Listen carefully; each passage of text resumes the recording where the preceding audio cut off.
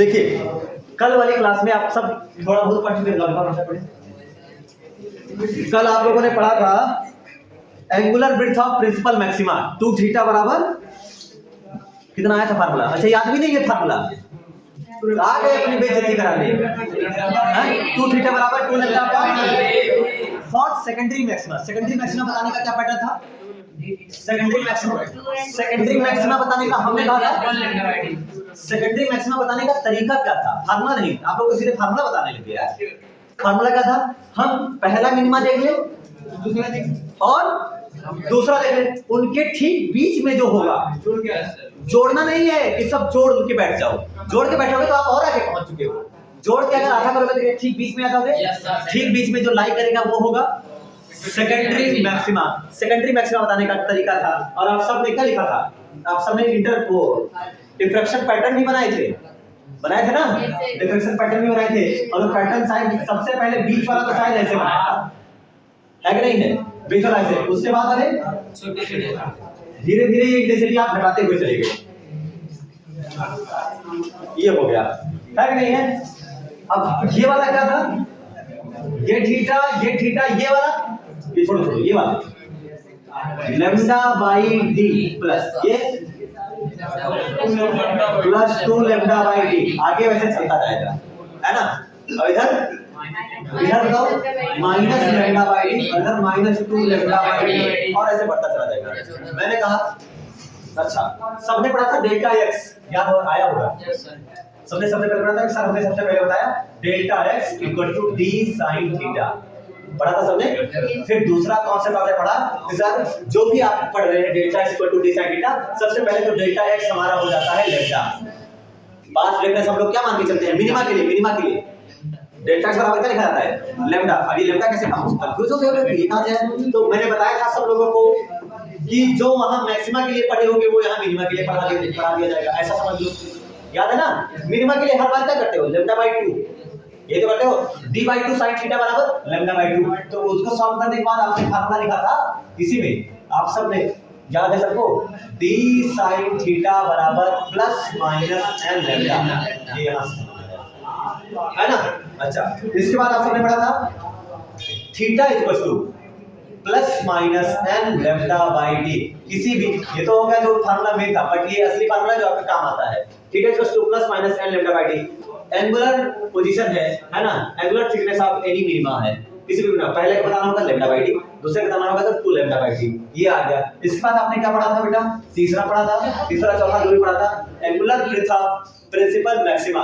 तो principal maxima आपने कहा कि सर इधर प्लस लैम्डा बाई d फैला है, ओरिजिन से सेंटर से वहां तक फैला है, सेंटर से यहां तक ये भी थीटा, तो कुल मिला के हो गया 2 theta equals to 2 lambda by d। इसमें किसमें गुणा है, किसमें चिपका है? थीटा में चिपका है और 2 थीटा में चिपका है, लैम्डा में क्या गुणा? लैम्डा में मल्टीप्लाई होगा, लैम्डा में मल्टीप्लाई करना, 2 थीटा से करना, जैसे बिल्कुल q into 2l वाला। याद आ गया होगा? वहां भी मैंने आपको बताया था कि 2l चिपका है, अलग अलग नहीं। तुमसे बीच की सेपरेशन पूछ ले, तुमने कहा ये 2 से काट रहा है, ये नहीं करना है। तुम्हारा कोई भरोसा नहीं है तुम कहो 2 से कट रहा है, तो सब एक्सपर्ट है, समझे? ये हो गया तीसरा। चौथा फिर आपने क्या पढ़ा? ये तो हो गया प्रिंसिपल मैक्सिमा बेटा, सेंट्रल मैक्सिमा, केंद्रीय उच्चिष्ट है। आपने कल क्या पढ़ा था? केंद्रीय उच्चिष्ट के बाद ये तो प्रिंसिपल है, ये सब कौन से होते हैं? सेकेंडरी, गौड़ उच्चिष्ट, जिसे द्वितीयक उच्चिष्ट के नाम से जानते हैं। मुख्य ये वाला है, बाकी सब गौड़ है। केंद्रीय ये है और प्राथमिक ये है, बाकी सब द्वितीयक हैं। तो द्वितीयक बताने का तरीका, यहां से d थीटा n लैम्डा करते हैं और यहां से करते हैं n प्लस 1 लैम्डा। दोनों को जोड़ करके आपने कहा था कि सर d थीटा बराबर 2n प्लस 1 लैम्डा बाई, बस 2 तो रहेगा, 2 नहीं जाएगा। तो छोड़ दोगे तो सब गलत हो जाएगा, है ना? तो छोड़ दोगे तो सब गलत हो जाएगा, जैसे सब छोड़ोगे सब गलत हो जाएगा, सब खत्म। वही चीज d थीटा बराबर 2n प्लस 1 लैम्डा बाई 2। इस तरीके से हम कोई भी मैक्सिमा बता सकते हैं। मैक्सिमा इस साइड भी होता है और उस साइड भी होता है। पैटर्न देखने के बाद समझ में आ रहा है कि सर जो सेंटर वाला होगा वो सबसे ज्यादा चौड़ा है, सेंटर वाला सबसे ज्यादा चौड़ा है। और उसके बाद वाले सब धीरे धीरे उनकी थिकनेस धीरे धीरे क्या होती जा रही है? कम होती जा रही है। थिकनेस धीरे धीरे क्या होती जा रही है? कम होती जा रही है कि बदलती जा रही है? जैसे जैसे जाएंगे ये इतना चौड़ा 2 थीटा, थिकनेस कम होती है और जैसे जैसे जा रहे हैं थिकनेस क्या होती जा रही है, कम होती जाएगी। इनकी थिकनेस लगातार कम होती जाती है, लेकिन एक जगह था जहां थिकनेस कम नहीं हो रही थी। किसमें थिकनेस कम नहीं? इंटरफेरेंस वाले में। क्या चाहे ब्राइट हो या डार्क हो, कोई भी ब्राइट रख लेते थे, कोई भी डार्क रख लेते थे, तो सबकी थिकनेस आती थी d लैम्डा बाई d, सबकी चौड़ाई एक समान होती थी, किसी की नहीं बदलती थी। तो इंटरफेरेंस में थिकनेस सेम चलती है, मोटाई सेम होती है, चौड़ाई सेम होती है, लेकिन डिफ्रेक्शन में अलग अलग थिकनेस की हमें पैटर्न देखने को मिल रहा है, अलग अलग इंटेंसिटी का भी दिखेगा। अगर अगर डिफ्रेक्शन ग्रेटिंग व्हाइट लाइट की होगी, ये भी याद रखना, अगर डिफ्रेक्शन ग्रेटिंग किसकी होगी, जो भी आपने ले रखा है ना, जो भी वाकई में जो फ्रेनल वाला डिफ्रेक्शन है, फ्रेनल वाला याद करो, फ्रेनल वाले में क्या चाहिए था, कुछ डिफरेंट सोर्स वगैरह पे रखते हो ना, बड़ा था ये सब। हाँ यार, फ्रेनल है, फ्रॉन अपर है, दो ही तो है। तो जो फ्रेनल वाला डिफ्रेक्शन है उसमें असल में बहुत पतला सा अगर तार होगा ना, बहुत पतला सा तार होगा, तो उस पे लाइट आएगी तो इधर उधर मुड़ के चली जाएगी। अगर ध्यान से देखो, आप लोगों ने नोटिस नहीं किया होगा, अगर तार बहुत पतला होता है और लाइट यहाँ से आ रही होती है तो सामने वाली दीवार पे तार की शैडो नजर ही नहीं आती। ध्यान नहीं दिया कभी इस चीज को। अगर बहुत पतला सा तार है, बहुत पतला सा, as diameter of your hair, अगर उसका देखो तो जैसे आपके बालों का जो व्यास है उतना पतला अगर तार होगा तो लाइट ऐसे आएगी, तुम्हें नजर तार क्या तारे नजर नहीं आएगा, जैसे एरोप्लेन की नहीं बनती। समझ में आया? तो उसकी शैडो बनेगी नहीं, वो तो काफी हाइट पर है, इसलिए आपको एरोप्लेन की शैडो नजर नहीं आती है। डिफ्रेक्शन का सवाल नहीं है, समझ रहे? तो यहाँ पर ऐसा कुछ हो जाता है। लेकिन अगर हम लोग ये वाला चाहिए हमको ग्रेटिंग वगैरह, अगर मुझे ऐसे पैटर्न देखने हैं तो ऐसे पैटर्न के लिए हमें डिफ्रेक्शन ग्रेटिंग के लिए स्लिट वगैरह का इस्तेमाल करना पड़ता है, जो कि फ्रॉनहोफर में हमें पढ़ा दिया जाता है। समझ में है ना? वही है सिंगल स्लिट वाला। और अगर व्हाइट लाइट आकर के गिरेगी तो क्या होगा, सेंटर पे तो सारी व्हाइट लाइट इकट्ठा चली जाएगी जो किसी से मिलजुल नहीं रही है कि नहीं है? सेंटर वाली किसी से मिलजुल रही, जो एकदम बीच में आ रही थी। याद करो कल का डायग्राम, बीच वाली लाइट किसी से मिल रही थी, नहीं मिल रही थी, किसी से कांटेक्ट में आई थी और बी से, ए और बी के कांटेक्ट में नहीं आई थी, चुपचाप चली गई थी, तो वो व्हाइट लाइट आई थी तो व्हाइट लाइट ही रह जाती है, उसमें कुछ चेंज नहीं होता। लेकिन जो ऊपर और नीचे पैटर्न बनेंगे ये वाले, ये सब अगर व्हाइट लाइट यूज कर रहे हो तो यानी व्हाइट लाइट मतलब सनलाइट यूज कर रहे हो, मोनोक्रोमेटिक की बात नहीं है, व्हाइट लाइट यूज कर रहे हो, तो अगर व्हाइट लाइट यूज करोगे तो ये कैसा होगा, व्हाइट ही होगा। लेकिन बेटा ये सब आपको कलर्ड नजर आते हैं। कैसे नजर आते हैं? कलर्ड, रंगीन कलर्ड बैंड बनते हैं। समझे इस चीज को? ये वो चीज है जो आपको ध्यान रखना है कि डिफ्रेक्शन में जो बाकी मुझे दिखते हैं उसमें केवल दो ही चीजें पढ़ा था, ब्राइट डार्क इंटरफेरेंस में, इसमें नहीं पढ़ा। इसमें अगर हम सर व्हाइट लाइट यूज कर रहे हैं तो हमें क्या दिखने वाला है, हमें बीच वाला व्हाइट ही दिखेगा सबसे चमकीला, और बाकी सब कैसे दिखेंगे, अलग अलग इंटेंसिटी वाले कलर्ड बैंड, रंगीन बैंड नजर आते हैं। समझ आया? ये हो गया आपका अगला कॉन्सेप्ट जो कि यहाँ पर मैक्सिमा को लेकर के बात हो रही थी, जितनी बड़ी थी। और आपके पास आता है एंगुलर। एंगुलर आपको पढ़ाया जा चुका है, ध्यान से कहीं लिखा था, ये देखो थीटा बराबर plus minus N lambda upon D. अब थीटा वहां पर इंटरफेरेंस में जैसे पढ़ाया गया था, ये तो हो गया उसका पैटर्न।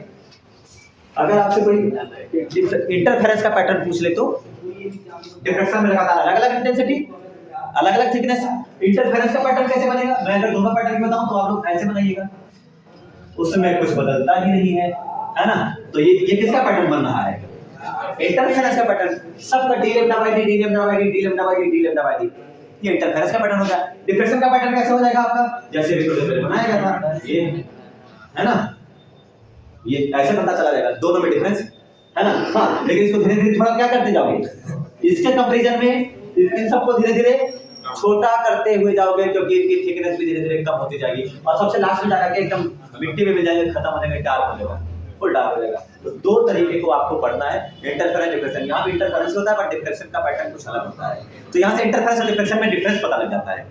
यहाँ इंटरफेरेंस में कोहेरेंट सोर्स की जरूरत पड़ती थी, याद करो, कला संबद्ध स्रोत चाहिए होता था, यहाँ किसी सोर्स की जरूरत नहीं है, यहाँ आप केवल एक सिंगल स्लिट रख दीजिए, बस हो गया काम, है कि नहीं? यहाँ कोहेरेंट सोर्स की जरूरत, एक सोर्स से दो सोर्स बनाओ, एक की फ्रीक्वेंसी में, एक की फेज में चेंज करो, दूसरे के भी फेज चेंज हो जाए, ऐसा यहाँ कोई बाउंडेशन नहीं है। इसका मतलब है यहाँ स्रोत कला संबद्ध हो, यहाँ पर कोहेरेंट सोर्स चाहिए कि नहीं चाहिए? यहाँ नहीं चाहिए और यहाँ इंटरफेरेंस में चाहिए। ये अगर आ गया right difference between interference and diffraction, व्यतिकरण और विवर्तन में अंतर लिखिए, तो सबसे पहला तो यही लिख सकते हो कि इसमें कोहेरेंट सोर्स चाहिए, कला संबंध इसमें नहीं चाहिए, पहला डिफरेंस हो गया। दूसरा क्या लिख सकते हैं हम लोग, इसमें डबल स्लिट की जरूरत पड़ती है। इसमें कितने स्लिट की? डबल, अरे यार यंग डबल स्लिट पढ़ा नहीं है क्या? इसमें डबल स्लिट की जरूरत पड़ती है और इसमें सिंगल स्लिट की ही जरूरत पड़ती है, डबल स्लिट की जरूरत नहीं पड़ती है। तीसरा, इसमें चाहे मैक्सिमा हो या मिनिमा हो, मैक्सिमा हो या मिनिमा, सबकी थिकनेस इसमें मैक्सिमा की थिकनेस अलग, मिनिमा की थिकनेस अलग, सेंट्रल मैक्सिमा की थिकनेस सबसे ज्यादा, केंद्रीय उच्च की चौड़ाई सबसे ज्यादा, बाकी सारे के चौड़ाई कम होती जाती है।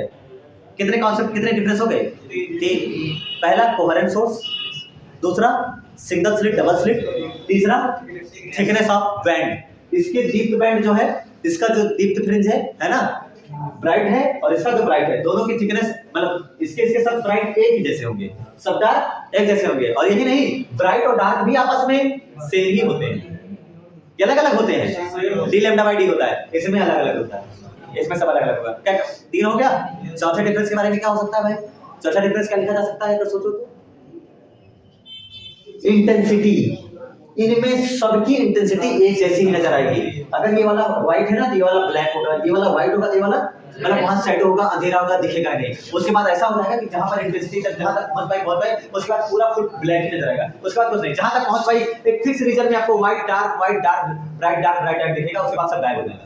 तो एक फिक्स रीजन तक दिखेगा। इसमें कैसा दिखेगा?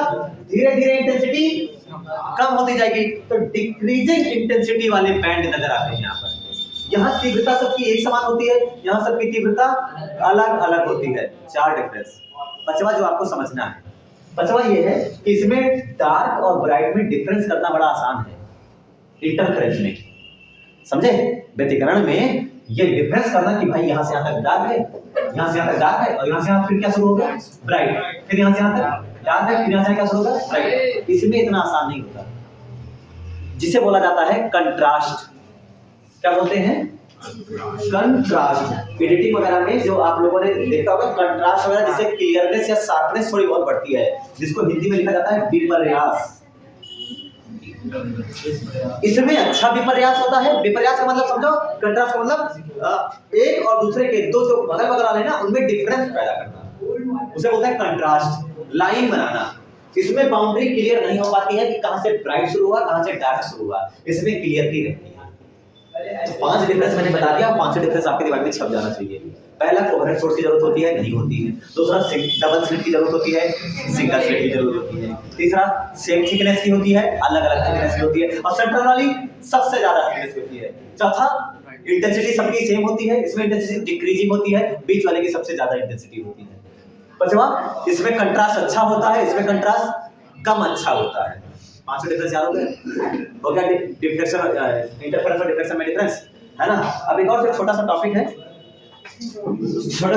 वो टॉपिक किस चीज का है? अगर मान लो हमें डिफ्लेक्शन वाले में ही हमें, जैसे कि सबको पता है कि ये बता दो है ना, डिफ्लेक्शन वाले में सबने पढ़ रखा है कि सर एक पूरे फार्मूले में कौन नहीं मिला आपको। जो डायग्राम बनाते हो उस diagram, according to the diagram जो आपने बना रखा है डिफ्लेक्शन का, उस पूरे फार्मूले में एक ऐसा भी टर्मिनोलॉजी है जो आपको इस पूरे फार्मूले में कहीं नजर नहीं, वो कौन सा है? इंटेंसिटी का जो डायग्राम बनाते हो, डायग्राम में ढूंढ, क्या चीज है? डायग्राम में ऐसा क्या चीज है जो इस पूरे फार्मूले में नहीं है? ऐसा कौन सा क्वांटिटी है, ऐसी कौन सी मतलब वो है? देख ले, जल्दी देख। डायग्राम देखोगे ना, डायग्राम, हवा देखोगे तो क्या दिखेगा? डायग्राम देखोगा। डायग्राम में ऐसी कौन सी चीज लिखी है जो पूरे फार्मूले में नहीं लिखी है? डायग्राम में ऐसी कौन सी चीज है जो पूरे फार्मूले में नहीं है और इंटरफेरेंस में है कहीं ना कहीं? Capital D, the distance between slit and screen. Capital D कहीं दिख रहा है? Small D capital D. तो अगर फार्मूला हमें कैपिटल डी के बेसिस पर भी बताना हो जाए तो फिर तो यहाँ पर कहीं पूरे में कहीं फार्मूला लिखा है किसी को? पूरे में कहीं किसी को फार्मूला नजर नहीं आ रहा है। तो कैपिटल डी मिसिंग है। कैपिटल डी बताने के लिए फिर आपको आना पड़ता है इस सब फार्मूले की ओर। अब बताते हैं हम लोग कैपिटल डी के बारे में। अगर मान लो कैपिटल डी भी गिवन होगा तो आप कुछ नहीं करना है, जो आपने ग्रेडिंग बना रखी थी, ये मान लो सिंगल ग्रेडिंग हो गई ना, ठीक है, और ये जो लाइन वगैरह करी थी ये हो गया आपका कैपिटल डी। सबको याद हो रहा है डायग्राम, है ना? इसकी सबकी जरूरत नहीं है फिलहाल, मुझे ये बीच वाले की मैं कर देता हूँ बस।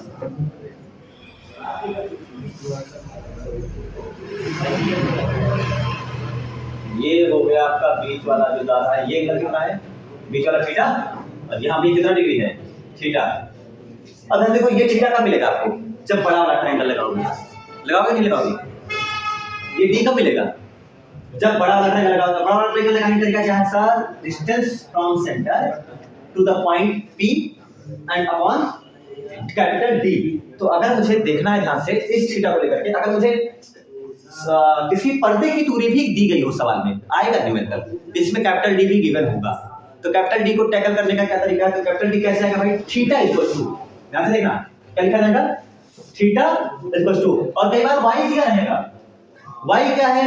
डिफ्रेक्शन में सबको पता है y पहले से पढ़ के आए हो। y क्या है? सेंटर से किसी भी बैंड की डिस्टेंस, किसी भी फ्रिंज की डिस्टेंस, दूरी सेंटर से कहीं भी। तो सेंटर से अगर ऐसा सवाल है तो यहाँ से ध्यान से देखो, tan थीटा बराबर क्या? y upon d। थीटा बहुत छोटा है तो क्या? y upon d। थीटा बहुत छोटा होगा तो क्या लिखोगे? tan theta approximately theta equal to y upon small d, capital D। ये हो गया। अब सबने ऑलरेडी पढ़ा कि सर हमारे पास थीटा का एक और है, थीटा इक्वल टू क्या है? Plus minus n lambda by d। तो यहाँ से हमारा हो जाएगा formula theta equal to y upon d equal to plus minus n lambda by d। यहाँ से y equal to plus minus n d lambda by d। देख रहे हो फार्मूला नया आ गया।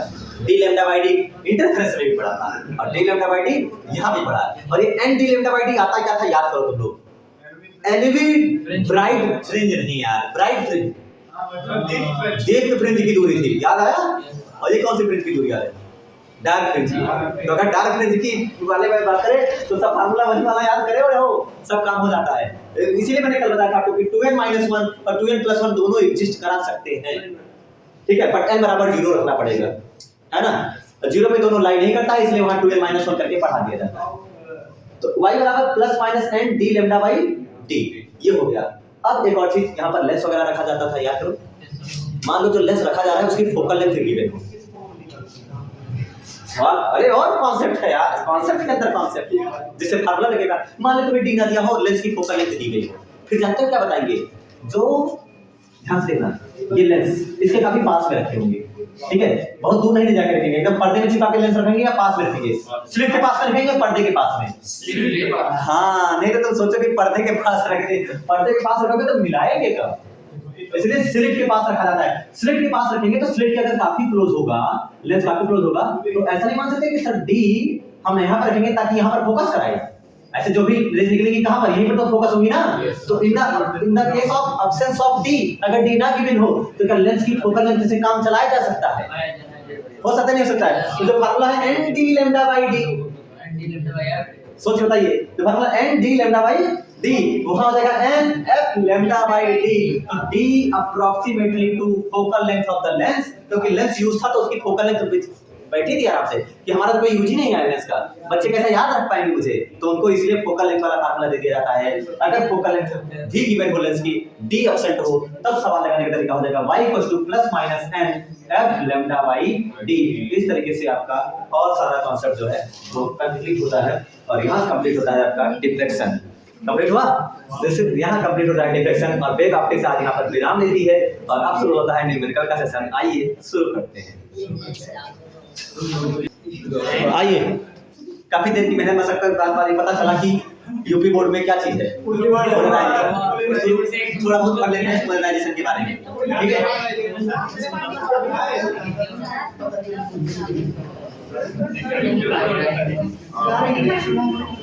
अच्छा, पोलराइजेशन, पोल शब्द, पोलर शब्द सब लोग सुन चुके हो। Polar solvent, non polar solvent, ध्रुवीय विलायक, अध्रुवीय विलायक, अरे भाई इग्नोर करो, मैं जो बता रहा हूँ सुनो। डाइपोल नाम सुन रखा है, जो ही ध्रुव वही ध्रुव यहाँ लिखा है ध्रुव। लाइट के जो वेक्टर्स हैं, light is an electromagnetic wave, सबको पता है, यस और नो? पता है ना? अच्छा, सबने पढ़ा है इंटरफेरेंस। इंटरफेरेंस कौन से नेचर को शो करता है? वेव नेचर को। वेव नेचर में ही इंटरफेरेंस होता है। डिफ्रैक्शन केवल वेव नेचर में होता है। अगर आपसे पूछा जाएगा कि कौन सा है जो वेव नेचर की पुष्टि करता है, जस्टिफाई करता है, तो केवल आप लोग किसको सिलेक्ट करोगे? केवल वेव नेचर किसको? विवर्तन, डिफ्रैक्शन ही वो फिनोमेना है जो केवल पुष्टि करता है वेव नेचर की। लेकिन वेव नेचर में दो तरीके की वेव होती है। कौन कौन सी? अरे वेव नेचर में वेव कितने तरीके की होती है? दो तरीके की। बेसिक में पढ़ाया गया था। एक तो यांत्रिक अयांत्रिक, मैकेनिकल नॉन मैकेनिकल, वो तो मीडियम की रिक्वायरमेंट के बेसिस पर है। Light is electromagnetic wave, non mechanical, तो लाइट के बारे में पढ़ोगे तब तो फिर बात अलग हो जाएगी। फिर किसकी बात आएगी? अनुप्रस्थ और अनुदैर्ध्य, ट्रांसवर्स और लॉन्गिट्यूडाइनल। अब सोचो इसके बारे में बात आई, अनुप्रस्थ है कि अनुदैर्ध्य, ट्रांसवर्स है या दूसरी वाली। अब सबने पढ़ा है क्लास 9th में या फिर 11th में पढ़ा होगा साउंड चैप्टर, साउंड के बारे में 9th में। तो वहां आपको बताया जाता है साउंड कैसी वेव है। मैकेनिकल, क्योंकि अगर चंद्रमा पे ले जाकर मैं पढ़ाऊंगा तो चाहे जो पढ़ाऊं तुम्हें समझ में तो आएगा कि सर ने ये लिखा लेकिन सुनाई, क्योंकि साउंड को चलने के लिए मीडियम की जरूरत होती है। यहाँ पर हमारे आपके बीच में मीडियम प्रेजेंट है, एयर, तो आप सुन पा रहे हैं। तो साउंड हो गया मैकेनिकल, और उसके साथ साथ एयर मॉलिक्यूल्स ऐसे नहीं चल रहे हैं। Air molecules to and fro from its mean position, इधर उधर मोशन कर रहे हैं, इसे बोलते हैं लॉन्गिट्यूडाइनल वेव। समझ में आया ना? अनुदैर्ध्य तरंग कहते हैं। पोलराइजेशन वाला, डिफ्रैक्शन में एक चीज क्लियर हुई। डिफ्रैक्शन में क्लियर हुआ कि लाइट इज वेव, प्रकाश क्या है? तरंग है। ये बताया डिफ्रैक्शन केवल, विवर्तन ही बताता है कि प्रकाश तरंग है। बट कौन सी, व्हिच वन, ट्रांसवर्स या लॉन्गिट्यूडाइनल, इसके बारे में सवाल है। अनुप्रस्थ है या अनुदैर्ध्य है?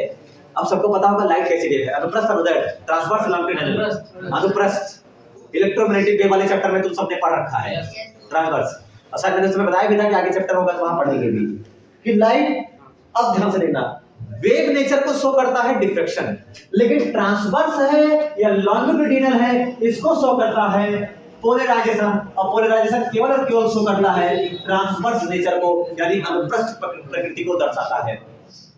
ध्रुवण पोलराइजेशन वो फिनोमेना है जो ये जस्टिफाई करता है कि लाइट कैसी वेव है।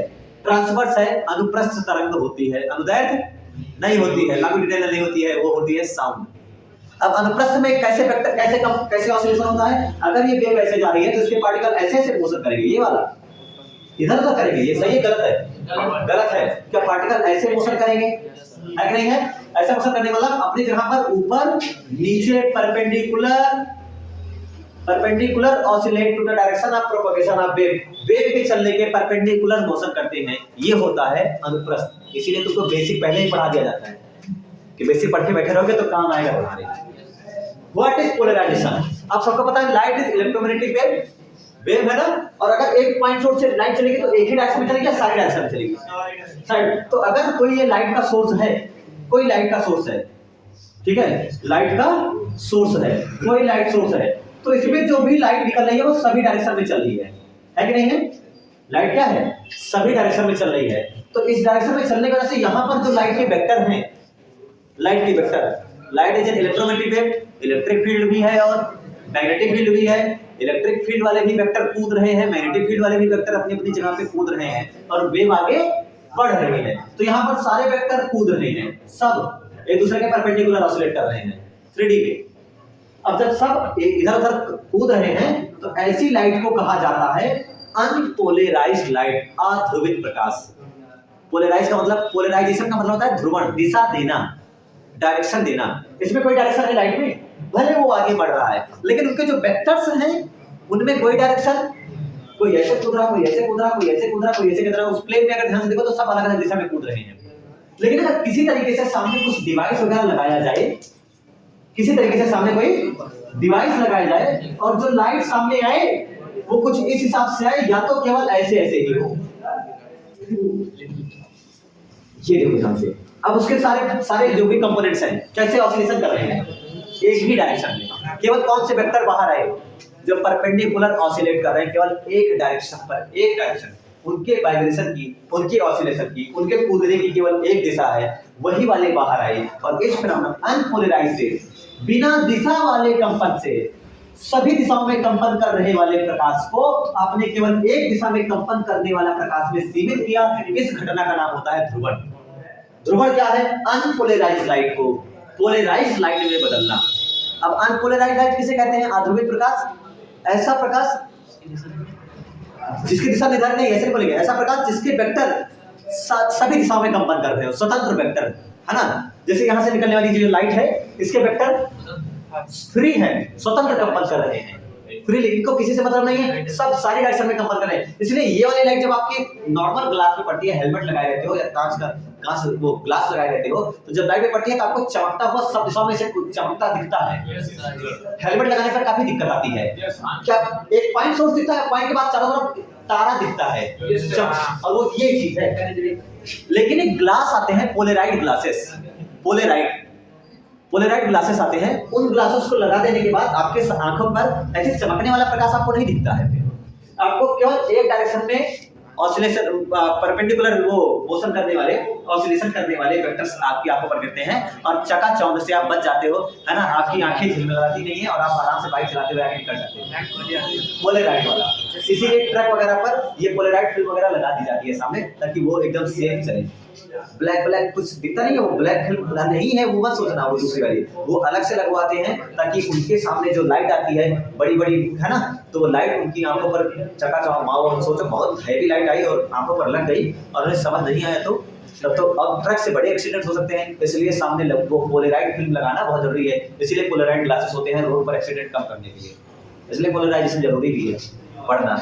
इंटरफेरेंस डिटेक्शन तो ये तो खेल था, असली डेली लाइफ में तो यही यूज आता है, जिसको तुम्हें पढ़ाया ही नहीं जाता। सीबीएसई वाले ने कहा पहले एक काम करो, इन लोगों का काम पहले छोड़ दो, सिलेबस हटा दो। यूपी वाले अच्छे हैं, वो रोड वाले हैं, उनको पता है कि चलना है, तो इसलिए सिलेबस में उसको रखा गया है। ठोकने वाली यूपी बोर्ड है ना। ये बात है। तो सवाल समझ में आया? What is polarisation? जो लाइट है, किसी लाइट सोर्स से निकलने वाली लाइट, उसमें इलेक्ट्रिक वेक्टर्स, लाइट के जो वेक्टर्स, लाइट वेक्टर्स, कैसे वेक्टर्स याद करो सबने, मैंने सबको बताया था कि इलेक्ट्रोमैग्नेटिक वेव को लाइट वेक्टर भी कहते हैं। नहीं याद है किसी को? याद नहीं होगा तो लेक्चर देख लेना, पढ़ा तो रिकॉर्डिंग है, प्रूफ तो रहेगा ही। लाइट वेक्टर सभी डायरेक्शन में कंपन करते हैं, ऑसिलेट करते हैं। उनको किसी एक डायरेक्शन में फिक्स कर देना क्या कहलाता है? उनकी ऑसिलेशन को किसी एक डायरेक्शन में सीमित कर देना, लिमिटेड कर देना, इज कॉल्ड पोलराइजेशन। एक दिशा में रखना। अनपोलराइज्ड लाइट, सामान्य डिफिनेशन बता रहा हूं, सामान्य डिफिनेशन सुनना ध्यान से, बड़ी अच्छी है, तुम्हें यही याद हो जाएगी। अनपोलराइज्ड लाइट को पोलराइज्ड लाइट में बदलना क्या कहलाता है? ध्रुवण कहलाता है। और ये किस फिनोमेना को शो करता है? अरे किस फिनोमेना को शो करता है? लाइट किस फिनोमेना नहीं, कौन से नेचर को पुष्टि करता है? वेव नेचर तो है ही है, लेकिन वेव में भी दो होता है ना, ट्रांसवर्स और लॉन्गिट्यूडिनल। तो उसमें कौन सी है? ट्रांसवर्स, अनुप्रस्थ तरंग को शो करता है। ये दोनों बातें जो नोट कर पाना, नोट कर लेना बेटा, है ना। It's called unpolarised light. हो गया? अध्रुवित प्रकाश कहलाता है। ये सोर्स हो गया, यहाँ से लाइट चल रही है, ये इस पॉइंट पे अगर आप बैठोगे तो इस पॉइंट पे सारे वेक्टर, डायग्राम भी बना लेना ताकि समझ में भी आए कि जो ऑसिलेशन हो रहा है वो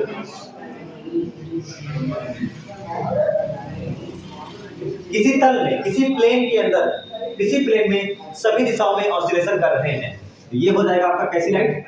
इस लाइट का नाम होगा बेटा अनपोलराइज्ड लाइट, अध्रुवित प्रकाश, अनपोलराइज्ड लाइट।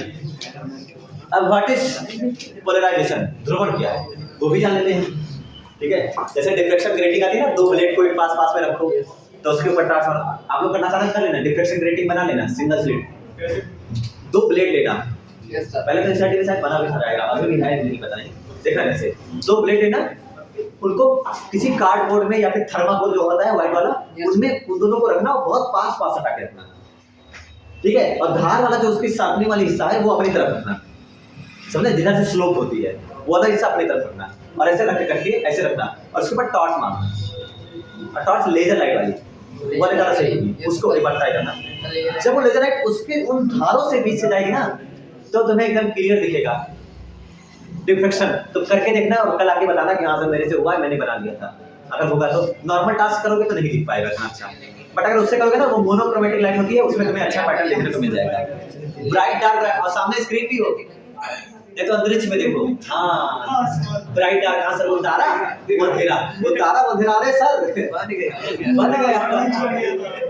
तुम्हारा कोई भरोसा नहीं है बेटा, तुम घुटनों से बात करते हो, दिमाग से नहीं। ये था अनपोलराइज्ड लाइट। दूसरा क्या है? Polarised light. पोलराइज्ड लाइट में क्या होगा बेटा बताइए सब लोग, पोलराइज्ड लाइट में क्या होगा? पोलराइज्ड लाइट वो लाइट होती है जिसमें लाइट के वेक्टर केवल एक ही डायरेक्शन में ऑसिलेशन करते हैं, केवल एक ही डायरेक्शन में ऑसिलेशन करते हैं, या तो ऐसे ऐसे ऑसिलेशन करते होंगे या तो ऐसे ऐसे करते होंगे। ये बात समझ आया ना? ये बात समझ आया ना? ऐसी लाइट को कहा जाता है प्लेन पोलराइज्ड लाइट, समतल ध्रुवित प्रकाश।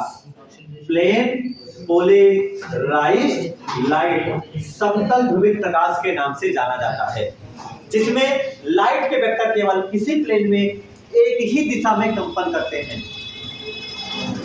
लाइट के वेक्टर किसी समतल में, किसी तल में केवल एक ही दिशा में कंपन करते हैं, उसे कहा जाता है प्लेन पोलराइज्ड लाइट, या केवल नॉर्मली कहा जाता है पोलराइज्ड लाइट। समझ में आया ना? एक और तरीका होता है, एक और लाइट होती है, वो वाले भी सुन लो। ये तो है ना, इसमें केवल एक ही डायरेक्शन है, दिख रहा है ना सबको? अगर मान लो ऐसा ना हो, इसमें देखो बहुत सारे कंपन दिख रहे हैं, बहुत सारे ऑसिलेशन, ऐसे ऐसे अगर हो जाए